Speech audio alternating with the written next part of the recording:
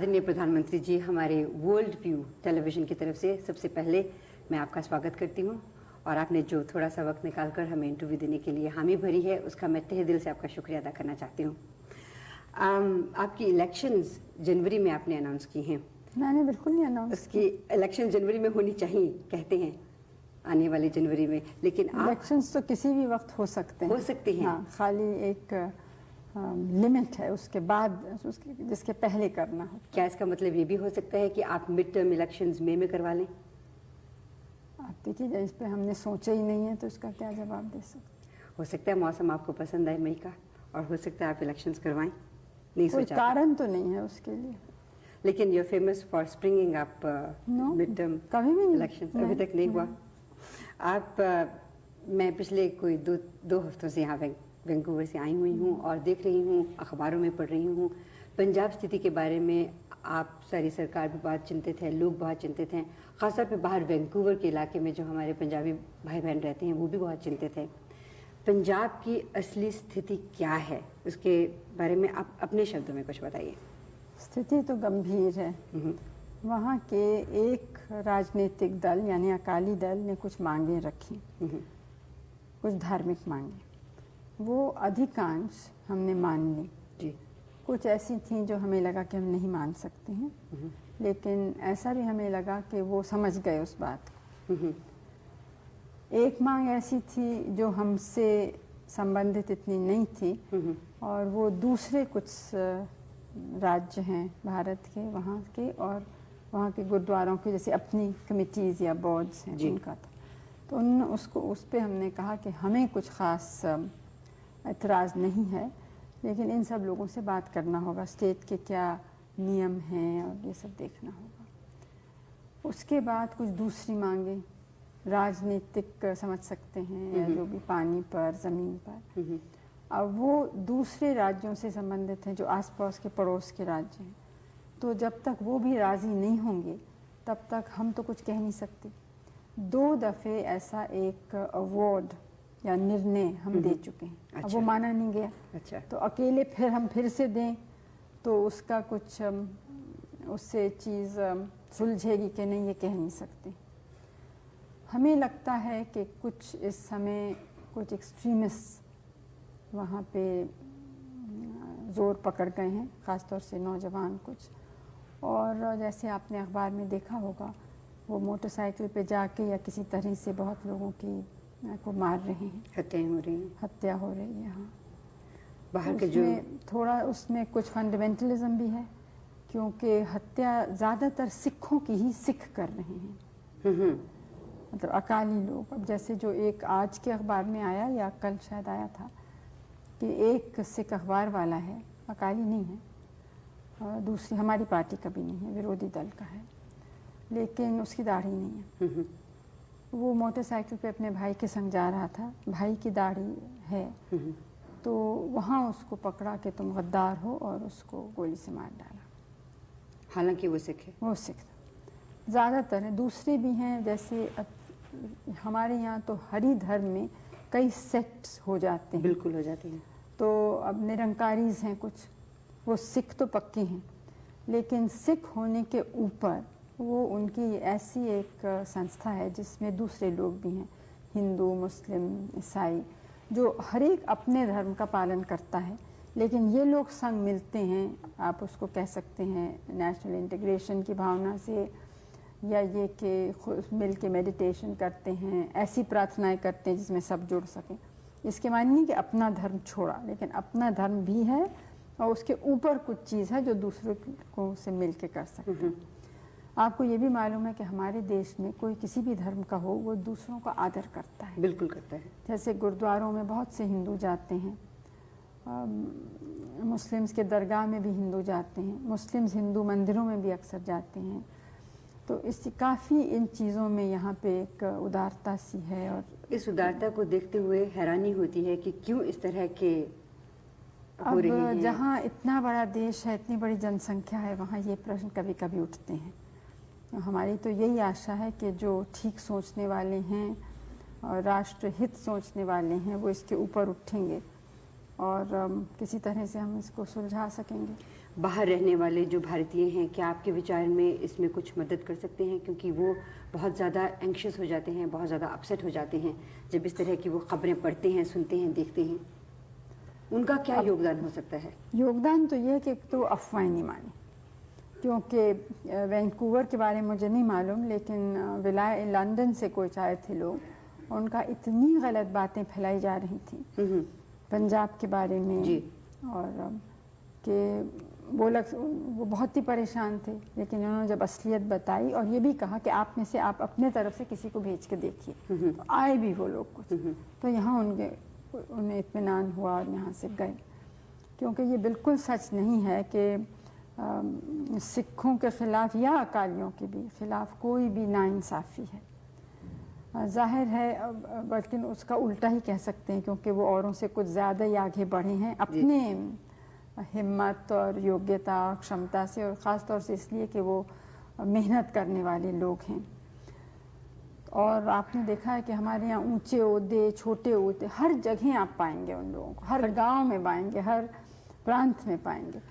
तो इसे ये बात कहनी बिल्कुल गलत है, लेकिन कुछ जो उनकी मांगे हैं, वो हमारा कहना ये है कि कोई भी मांग हो उस पर बातचीत हो, लेकिन मार काट या संविधान का अपमान करना या कोई ऐसी बात करना कि राष्ट्र के विरुद्ध में होती है, वो ठीक नहीं है। लेकिन अगर इस तरह से बातचीत लंबी होती चली गई तो ये मारकाट तो होती जाएगी। जिन लोगों को मारा जा रहा है वो तो बिल्कुल इनोसेंट है ना, वो बिल्कुल निर्दोष हैं, लेकिन बात लंबी क्या होगी, हम तो कुछ हद तक ही कर सकते हैं। ठीक है। तो इसलिए सबको सोचना है कि कितना हो सकता है, कितना नहीं। दूसरे लोग मुझसे नाराज़ हैं कि इतना क्यों मान लिया। हरियाणा में भी कुछ हुआ ना, तो उसका एक रिएक्शन हुआ ना, जो पंजाब में पहले हुआ था, उसका रिएक्शन अब उसको बड़ी मुश्किल से थामा है। तो इससे ये भी देखना है कि एक मांगने से अगर और स्थिति बिगड़ती है तो किसी का लाभ नहीं होता है। आप जब दोबारा इलेक्शन के बाद आएंगे ऑफिस में, तो कौन से ऐसे कार्यक्रम हैं जिन पे आप ज़्यादा एम्फोसिस देंगी? अब देखिए, पहले तो जो चुनाव का क्या नतीजा होगा ये कोई पहले से कह नहीं सकता है। मान लीजिए आप आ और जाती हैं। दूसरी बात यह है कि हमारी एक बहुत स्पष्ट और साफ नीति है, और वो नीति है कि अपने देश को हम मजबूत बनाएं। इसलिए नहीं कि किसी और को धमकी दें या किसी पर हम हावी होना चाहते हैं, दबाव डालना चाहते हैं, लेकिन इसलिए कि यहाँ की इतनी बड़ी समस्याएं हैं कि उनका समाधान करने के लिए हमें अपनी ताकत ही चाहिए। ये बहुत बड़ा देश है और इतने बड़ी जनसंख्या को कोई बाहर का मदद नहीं कर सकता। कितना भी धनी और बड़ा देश हो, वो हमें नहीं कर, हमें खुद ही अपने पैर पे खड़ा होना है। इसलिए हम ताकत चाहते हैं। अच्छा, अब ताकत कई तरह की, एक तो एक इसके माने सबको एक होना चाहिए, अनेक धर्म, अनेक भाषाएं, अनेक प्रांत, जातियाँ। दूसरे ये कि गरीबी हटानी है, क्योंकि गरीबी एक तो वैसे भी दुख और शर्म की बात है, मानवता का प्रश्न है, लेकिन संग संग एक देश को कमज़ोर करने की चीज़ है। बिल्कुल। क्योंकि जो गरीब हैं वो अपनी ताकत या योग्यता देश के सेवा में नहीं डाल सकते। तो मुख्य काम तो हमारा ये है, देश को मजबूत बनाना और गरीबी दूर करनी। असल में तो मजबूत बनाना है ना, कि जिसमें आज़ादी को हम अपने रख सकें। उसके लिए हमें सांप्रदायिकता भी हटानी है, अंधविश्वास भी हटाना है, गरीबी हटानी है, और गरीबी हटाने के लिए उत्पादन बढ़ाना है। तो और हमारे जो लोग रहते हैं उनको देखना है कि उनकी जो आवश्यक वस्तुएं हैं, चाहे खाना, कपड़ा, घर, शिक्षा, स्वास्थ्य का प्रबंध, ये सब चीज़ें मिलें। तो इस नीति के बाहर तो जा ही नहीं सकते हैं। बिल्कुल, इसी को हमें करना है। तो साथ साथ क्योंकि हम मानते हैं कि अगर दुनिया में कुछ गड़बड़ हो, यानी विश्व युद्ध हो, तो उसका भारी प्रभाव हम पर पड़ेगा। इसलिए हम विश्व शांति, विश्व मैत्री और ख़ास तौर से जो हमारे जैसे विकासशील देश हैं वो मिलके सहयोग करें एक दूसरे से, और हम लोग और दूसरों से भी, मतलब विकसित देश जो हैं उनके संग भी दोस्ती करें। आजकल की दुनिया में कोई लोग अलग नहीं रह सकते, सबको एक दूसरे से कुछ चाहिए और कुछ देने को देना है। तो इस तरह से हमें, तो जो हमारा आज का नवयुवक वर्ग है उसके लिए आप आने वाले कुछ वर्षों में क्या दिख रही हैं, वो क्या योगदान देंगे, आप उनको कैसे फोर्सी कर रही हैं अपनी इन पॉलिसीज़ में? अब हम तो आशा ही करते हैं कि वो ठीक रास्ते पे चलेंगे और बनाने के रास्ते पे चलेंगे, तोड़ने के रास्ते पे नहीं। उम्मीद यही है। उम्मीद यही है और हमारी सौभाग्य है कि भारत की जनता जो है उसका दिल बहुत मजबूत है और सहन शक्ति भी है। और यहाँ बहुत नौजवान हमारे बहुत बड़े बड़े साइंटिस्ट, वैज्ञानिक बने हैं, इंजीनियर, डॉक्टर इत्यादि, जो आपके मुल्क और दूसरे देशों में गए हैं जी। तो हम तो चाहते हैं कि वैसे बहुत और हैं यहाँ पे, तो सब लोग मिल के काम करेंगे तो ज़रूर एक नया भारत बन सकेगा। और उम्मीद करते हैं कि वो बहुत ही सुखद भारत होगा। राजीव जी इसमें क्या रोल अदा करेंगे जब आप दोबारा इलेक्शन जीत के आएंगे? अभी तो मुझे क्या मालूम है, वो तो देखेंगे वो क्या करना चाहते हैं। आप और उनको स्थिति कैबिनेट में कैसी लाएंगे है। तो सही। अब देखिए, मुझे तो पता ही नहीं मैं कैबिनेट बनाऊंगी कि नहीं बनाऊंगी। आप तो बहुत आगे कूद रही हैं। एक कदम हमेशा आगे रहना अच्छा रहता है, उससे क्या होता है कि आप प्लान कर सकते हैं अच्छी तरह से। मैं दूरदर्शन के बारे में 2-3 सवाल पूछना चाह रही थी। हम कनाडा में प्रोग्राम जो करते हैं, अक्सर हम चाहते हैं कि भारत की सभ्यता को वहाँ पर हम ज़्यादा प्रकाशित कर सकें, हमारे जो बच्चे हैं वो भी उस सभ्यता से कुछ सीख सकें, कुछ जानें। लेकिन अक्सर हम देखते हैं कि आपके यहाँ भारत में टेलीविज़न इतना स्ट्रॉन्ग टूल है, उसे अच्छी तरह से इस्तेमाल नहीं किया जा रहा। मैंने कल राष्ट्रपति जी के जो संवाद था उसमें सुना कि जो सैटेलाइट्स हैं उनके ज़रिए 70% लोगों तक प्रोग्राम पहुंचेंगे, लेकिन उन प्रोग्रामों का स्तर ऊंचा करना भी शायद उनके लिए बहुत ज़रूरी है, क्योंकि हम जब बाहर प्रोग्राम को देखते हैं तो कुछ इस तरह के प्रोग्राम नहीं लगते कि उन्हें लेके बाहर दिखाया जा सके। हम कोशिश तो कर रहे हैं उनको सुधारने की। हमारे लिए तो एक नई चीज़ है और है ज़रूर एक बहुत प्रभावशील, जी। लेकिन उतना यहाँ इसका प्रभाव नहीं है जितने जैसे अमेरिका में है। क्योंकि अमेरिका में आप कोई भी प्रोग्राम देखिए उसमें हमेशा ये बात होगी वी अमेरिकन, वी कनेडियंस, इस तरह की कोई चीज़। हमारे यहाँ पे इस तरह के प्रोग्राम मैंने देखे नहीं अभी तक कोई भी। नहीं, ये सच है, लेकिन देखिए आप उन देशों में जो राष्ट्रीयता की, मैं ये नहीं कह रही हूँ कि यहाँ कम है, लेकिन ये क्या आश्चर्यजनक नहीं है कि इतने बरस हो गए लेकिन यहाँ के किसी फिल्म बनाने वाले ने ये सोचा भी नहीं कि हमारे राष्ट्रीय आंदोलन पर फिल्म बनाए या राष्ट्रीय नेता पे बनाए। बहुत से लोग शिकायत करते हैं कि गांधी फिल्म बाहर वाले ने क्यों बनाया, लेकिन यहाँ वाले ने किसी ने कभी कहा ही नहीं बनाने को। और कुछ थोड़ा बहुत हमने जब कोशिश भी की तो किसी ने ज़रा भी उसमें रुचि या दिलचस्पी नहीं दिखाई। इसका कारण क्या है? अब ये मुझे तो मालूम नहीं, तो वो फिल्म वालों से आप पूछ सकते हैं। मैं आखिरी सवाल आपसे एक बार फिर से पंजाब के बारे में करना चाहती हूँ।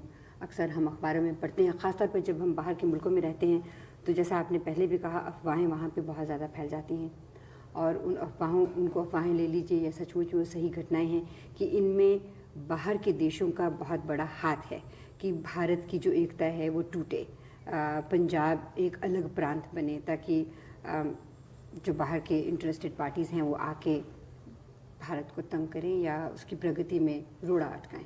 ये कहाँ तक सही है? नहीं, प्रगति में तो कोई रोड़ा शायद नहीं डालना चाहता है, लेकिन ये सच है कि कुछ ऐसे तबके बाहर हैं जो चाहते हैं कि भारत की जो स्वतंत्र नीति है ना उतनी स्वतंत्र न रहे। जो वो लोग चाहते हैं वैसा हम करें, उस रास्ते पे चलें। तो ऐसे लोग तो हमेशा कुछ दखल देते ही रहते हैं। अब पंजाब में कहाँ तक दखल है ये कहना मुश्किल है, लेकिन ये आपने भी देखा होगा कि ऐसे जो कुछ ऐसा मूवमेंट एक चला है, आंदोलन, उसके ज़्यादातर दफ्तर और ये सब चीज़ें सब बाहर हैं, बाहर के देशों में। शायद कनाडा में भी है, कुछ यूरोप के 2-3 देशों में है,